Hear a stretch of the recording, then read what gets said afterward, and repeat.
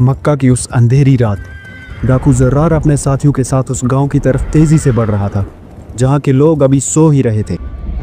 Sir से पांव तक काले लिबास में लिपटे ये बेरहम लुटेरे, जिनके सीने में न किसी के लिए रहम है ना ही खुदा का खौफ। हारून, आज शराब और शबाब का लुत्फ उठाने का दिल कर रहा है, जल्दी चलो। जी सरदार। उनके जंगी घोड़ों की रफ्तार तूफान को भी शर्मा रही थी। इतनी तेज रफ्तार के भीगती जमीन पर भी उनके पैरों से चिंगारियां निकल रही थी। वो बुरी तरह हाँफते हुए बेजुबान घोड़े जो सीनों में एक तूफान लिए दौड़ रहे थे। उन घोड़ों की हिम्मत अब जवाब दे चुकी थी। उनकी सांसें खंजर की तरह सीने में चुभ रही थी। उनके दिल फटने को थे, लेकिन इसी बीच उनकी थकी हुई आंखों में एक पल के लिए आज़ादी का एक सुनहरा ख्वाब चमकता है।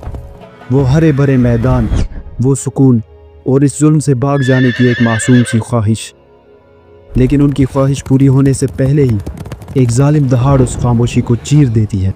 उनका मालिक जोर से चिल्ला कर कहता है, दौड़ते रहो कमबख्तो। घोड़ा एकदम कांप जाता है। उसकी आंखों में आज़ादी का ख्वाब किसी कांच की तरह टूट जाता है और वो अपनी बची कुची सारी ताकत लगाकर दौड़ने लगता है। और तेज, सुना नहीं? और तेज। इससे पहले कि डकैतों का ये ग्रोह गांव तक पहुंचता, रोशनी की किरणें अंधेरे का सीना चीर कर मौत के उन सौदागरों को बेनकाब कर देती है और गांव का एक आदमी उन लुटेरों को देखकर जोर से चिल्लाता है, ये तो डाकू हैं। गांव वालों, बाहर निकलो, डाकू आ रहे हैं। अरे आसिम, जल्दी बाहर निकलो। कभी कभी जिंदगी हमें इतना मसरूफ कर देती है कि हम अपने मालिक और अपनी मंजिल को भूल जाते हैं। इमानिफाइड टॉक्स वाले भैया, आगे की कहानी भी बताओ ना। हकीकत में ये कहानी घोड़ों की है ही नहीं। जी हाँ, ये कहानी है मेरी और आपकी। आज हम कुरान की उस सूरा की गहराई में उतरेंगे जिसमें एक तरफ वफा की दास्तान लिखने वाला घोड़ा है और दूसरी तरफ नाशुक्रा इंसान। ये कुछ भी नहीं ना, मुझे सबसे अमीर आदमी बनना है। वो इंसान जो नेमतों के समंदर में तैरते हुए भी प्यास का रोना रोता है। ये वाक़या है सूरह अल आदियात का। कसम है उन घोड़ों की जो हाँप हाँप कर दौड़ते हैं। तुमने सुना क्या? कल हमारे नबी पे एक सूरा नाजिल हुई जिसमें अल्लाह ने घोड़ों की कसम खाई। सुभान अल्लाह। चलिए इस सूरा को आसान तरीके से समझते हैं कि इसका मतलब क्या है, ये सूरा क्यों नाजिल हुई और हमारे लिए इसका मैसेज क्या है। इसे समझने के लिए हम इसे 3 हिस्सों में डिवाइड करेंगे, कैटेगरी ए, बी और सी, और जानेंगे कि उन घोड़ों में ऐसी कौन सी खूबी है कि अल्लाह ने उनकी कसम कुरान में खाई। अल्लाह फरमाते हैं कि कसम है उन घोड़ों की जो हाँफते हुए दौड़ते हैं, फिर अपनी ठोकरों से चिंगारियां उड़ाते हैं, फिर सुबह सवेरे धावा बोलते हैं, फिर उससे गुबार उड़ाते हैं, फिर जमात में जा घुसते हैं। इन आयात में घोड़े की तारीफ करते हुए बड़े ही खूबसूरत अल्फाज इस्तेमाल हुए हैं, जैसे कि हाँफना, ठोकरों से चिंगारियां उड़ाना और गुबार उड़ाना। ये सारे अल्फाज उन घोड़ों की रफ्तार बयान कर रहे हैं। लेकिन इनसे भी ख़ास एक लफ्ज़ जो आयत नंबर 3 में आया है वो है सुबह सवेरे।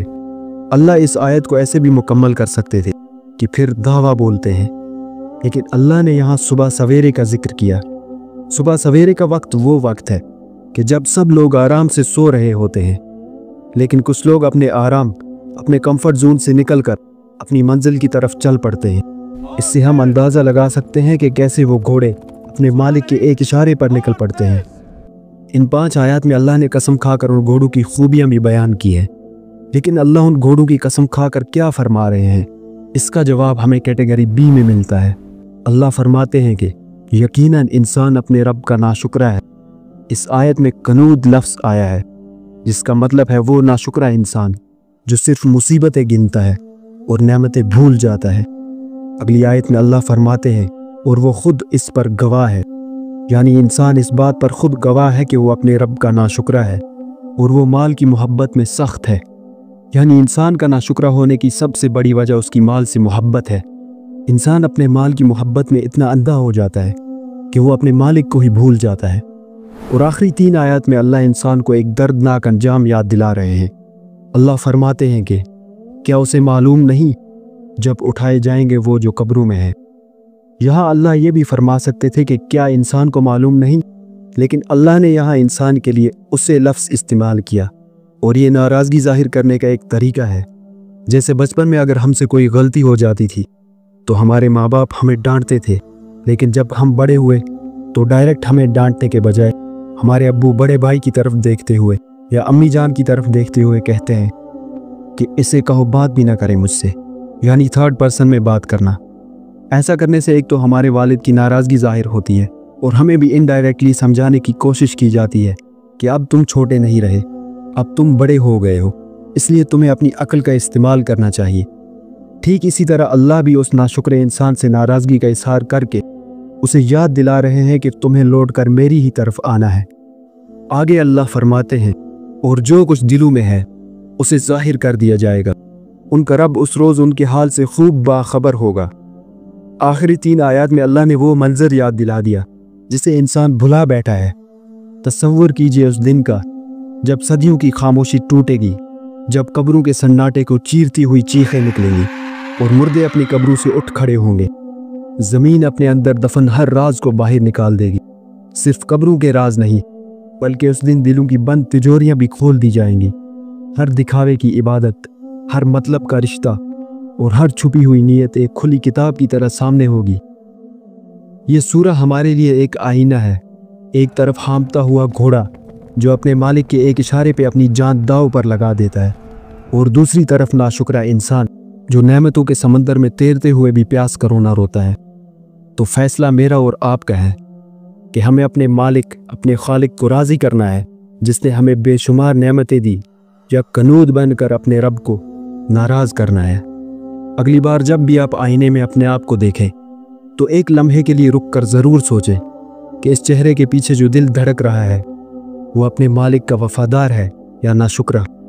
अगर इस वीडियो ने एक लम्हे के लिए भी आपको अच्छा सोचने पर मजबूर किया है तो इस पैगाम की चिंगारी को शोलों में बदलने में हमारा साथ दें और इस पैगाम को आगे बढ़ाएं।